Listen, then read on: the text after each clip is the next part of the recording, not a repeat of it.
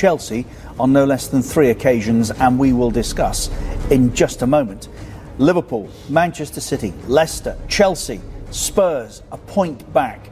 Sheffield United, Manchester United into 7th as a result of that win. Falling then today, Wolves and Everton, and Arsenal crept into the top 10 yesterday. It's worth pointing out that City and West Ham play tomorrow night. I know there's Champions League football, but we do have that covered, of course, here on B. So it sounds like it might have been quite a worrying moment while it was being reviewed for you. Yeah, definitely, because I knew at the time I did catch him, but I knew at the time I didn't have no intent to hurt him or kick him. It was literally just a natural reaction to straighten my leg. It wasn't a kick. Obviously I've got studs on the end of my boots, so it probably makes it a little bit worse. But no, I apologised to him, but no, it was nice that the referee seen sense. He's a lucky boy, Harry. You can be sure that come the weekend, Jose Mourinho will have something to say about that. Because he was never happy about Son sending off Probably in the first tomorrow. place. And you can see why, can't you? Two goals Chelsea scored in amongst all that tonight. The first one, I know you've had a very close look at, should have stood, shouldn't it? Well, the commentators were talking about the push and Brandon Williams going to ground. And it looks like cut and dried that that's the decision. But if you look at it more carefully, Richard, actually, Fred, who's marking Azpilicueta, pushes him into Brandon. Watch this, we've highlighted it. Keep your eye on Fred now. So he runs across and then there's a push and he just pushes him into him. Azpilicueta would not have been that daft, would he, to have made such an obvious mistake as that, had he not been pushed into No, I mean, and he pushes him into him. Where's he supposed to go? So he's got nowhere to go. He's trying to win the ball, you see. He puts his hands up, tries to win the header, misses it. There you go, there's a push. Now, I know the commentators will say, well, it's not the same as two hands. Hold on a minute.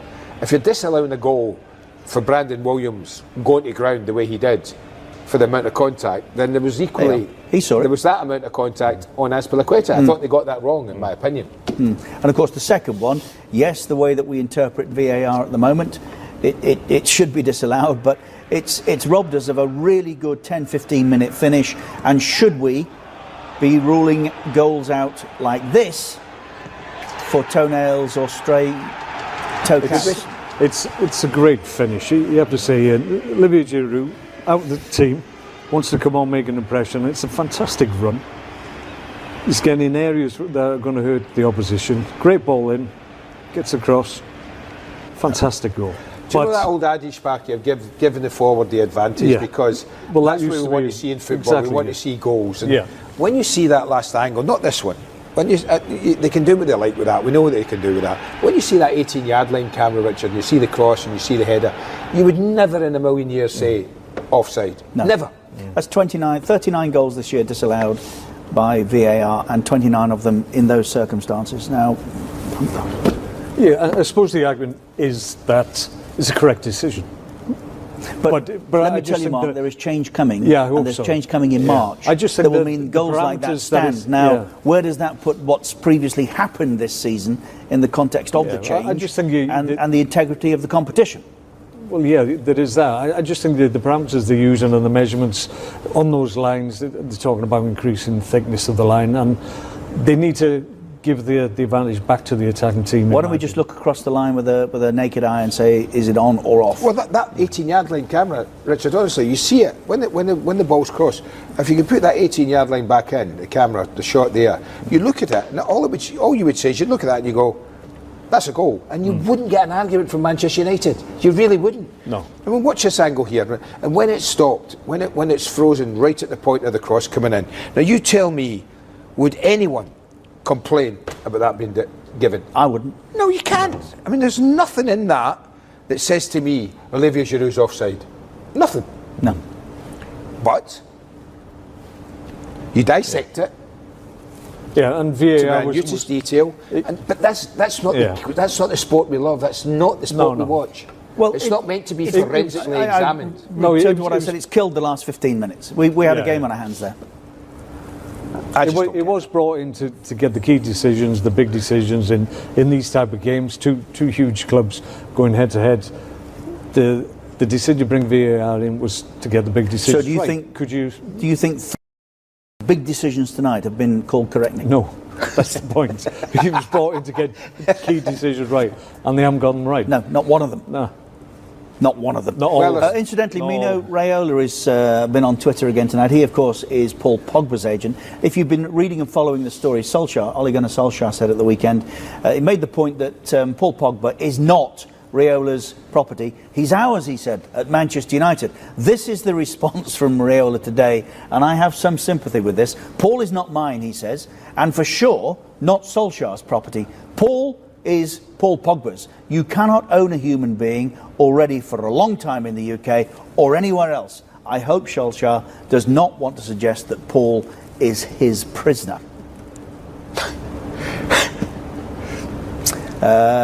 He goes on. Read it for yourself. Mark?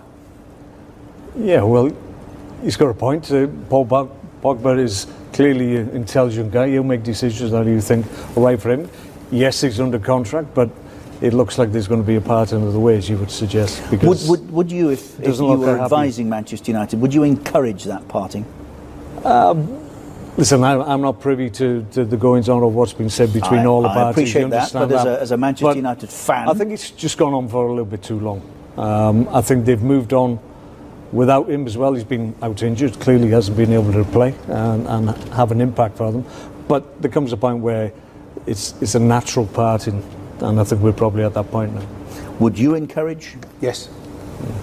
Yes, I think that I don't think it's a good fit now. I think that from what I think United are going, they're introducing young players into, say, Daniel James, Wan-Bissaka, bringing young players in, and therefore you need. And I don't know Paul, but I think that from the outside looking in, is he the perfect role model for young players coming in? I'm not so sure he is, right? And I may be doing him a disservice, and if I am, apologies. But from the outside looking in, I don't think he is. And I think that I don't see a way. There is a way back from, obviously, if he starts playing and he starts playing well, then there'll be a way back. But there's too much going on, I think, over the last year. About last summer they wanted out. They didn't get him out last summer. His agent didn't get him out. He had to stay. He's hardly kicked the ball, as Mark says. I read today that Solskjaer said he's desperate to be back playing for Manchester United. He doesn't give me that impression he's desperate to be back playing for Manchester United. I have to be honest.